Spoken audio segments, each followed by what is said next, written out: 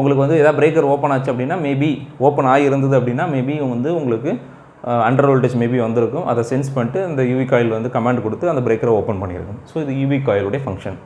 Okay, அடுத்தது close coil. Close coil உங்களுக்கு தெரியும். க்ளோஸ் காயில்னால் என்ன? உங்களுடைய பிரேக்கரை நீங்கள் சுவிட்ச் ஆன் பண்ணுறதுக்கு யூஸ் பண்ணுற ஒரு காயில், க்ளோஸ் காயில். இது வந்து பார்த்தீங்கன்னா ஜென்ரலாக வந்து 110 வோல்ட் டிசியாக இருக்கலாம், இல்லை 24 வோல்ட் டிசியாக இருக்கலாம். ஸோ நிறைய இடத்துல வந்து 110 யூஸ் பண்ணுவாங்க, 24 வோல்ட் டிசியும் யூஸ் பண்ணுவாங்க.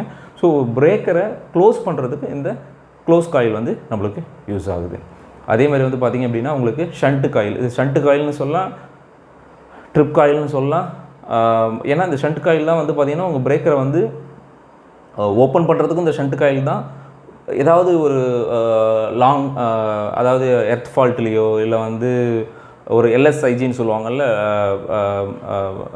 Short time instantaneous ground fault இல்லை லாங்